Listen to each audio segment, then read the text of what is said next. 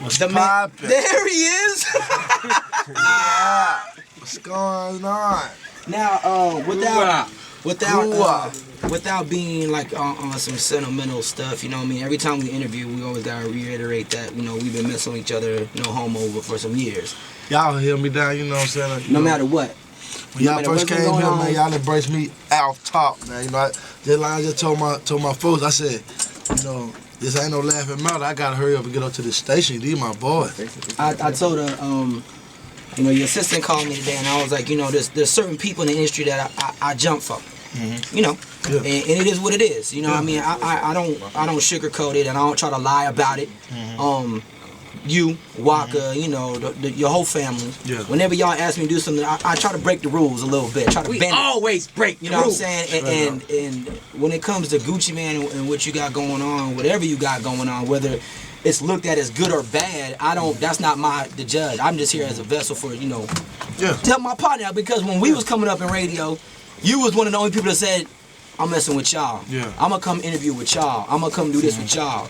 You know what I'm saying? And so I don't really look at the whole political side of stuff. Mm-hmm. I look at the loyalty things. Yeah. And I believe that that's what's kind of missing in the game, man. I'm just kind of glad that you've always kept this crazy buzz musically, and even with your team now, with you signing Scooter and the other artists you have on your team, it's all you're never not busy. Yeah. You know, and as an independent label, man, I mean, what do you contribute that to? First off, I like to say I appreciate that, you know what I'm saying, because it means a lot to me, too, because you and Jay Nick's been down with, you know what I'm saying, I do appreciate y'all loyalty, because y'all always went hard for the squad. But on another note, me being just an independent artist, you know, even though, you know, me and Big Cat, you know, severed our ties and went different ways, I still got a lot of respect for him because he showed me a lot. I learned a lot from him. Mm-hmm. And then, you know, just to be honest, you know, I do pattern my record label a lot about all the good things I seen him do, and all the bad things he did. I learned not to do that with my artists. Right. Mm-hmm. And now that you got Scooter, like what's gonna be the next move with him? Because I mean, you've got some people underneath your belt. I mean, you know what? I'll say this. Mm-hmm. I remember Nicki Minaj. Yeah. And I remember her being there with y'all, and y'all saying, yo, I got this female artist and blah blah blah and all this stuff. And I remember Miss Deb calling me, and I remember you saying, yo, I got this female, she's bad, she gonna go. And I remember when I first said something to the people in the A-Town, everybody was like, man, I don't like that, she's too much of a character. And everybody said that. Everybody said that. And then when I see her now, and I see her with Young Money, and she's doing her thing, and salute to her, because you know everybody wants a good career. I get a little upset. I feel like that should be, where's the credit to Gucci at? It's like when she came to Atlanta, you know what I'm saying, she gave me a shout out and said I helped her in her career. But at the end of the day, you know what I'm saying, you know, I just think a lot of times you keep it real with somebody, you can't expect them to keep it real with you. I told you, man, this industry that want to be famous and people forget how to keep it real and forget the people who helped them get to where they at. As soon as that money started coming in and the people start, that fame must have fooled, man, you know what I'm saying, it really is.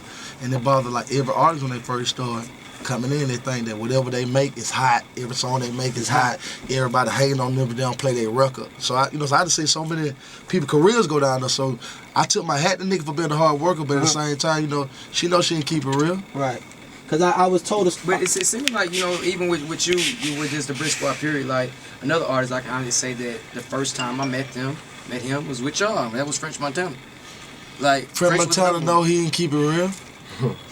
Yeah, I've heard that French Montana is not looking and behind the scenes. He's got a lot of things going on that's not too kosher.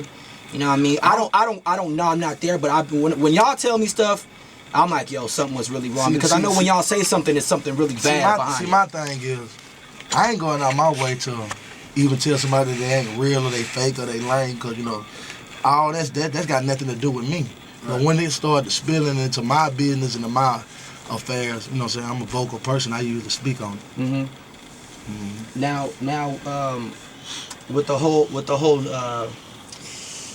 situation that you got with the, like, you know, with the whole Jeezy stuff and talking about T.I.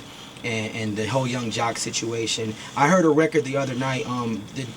Did you gotta get it clean or you got to bring it up? Cause maybe I should It's talk not. about it. You can talk about it. I have no problem when I put it out. Right. Is it clean? It's not clean right now. It's not clean right now.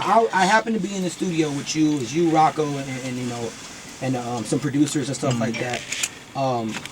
Do you mind if I tell the story?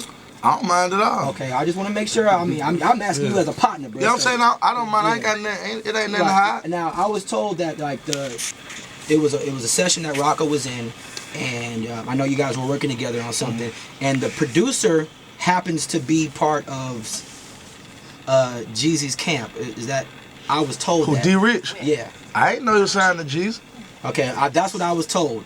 And that the beat that you got now on the record, I'm laughing at the record because you read this record called, and you said something about Gotti in the record, and then you said something about Coach K. Now, me knowing you, it didn't sound like a diss to me. Coach K is my partner to this day. Right? No. Now let me say this. When I heard the record, I'm like, oh, that's funny because you know how you got some crazy people that you hang around. Yeah, I was just making a really big joke on it's funny. It's funny to me now. I'm thinking to myself now, if somebody's gonna hear this record.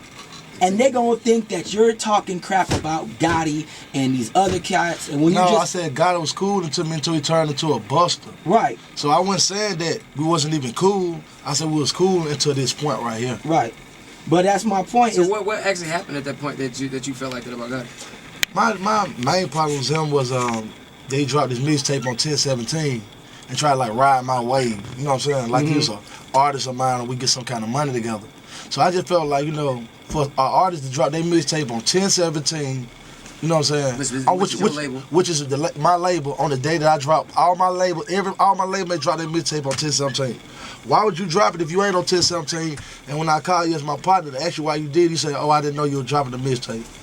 Now the whole world know I'm dropping this mixtape, I'm promoting this mixtape. But me and you on the top of World Star, you with a freestyle and me with a video, but you say you unaware that this mixtape gonna come, and I got a battle that says come out 1017.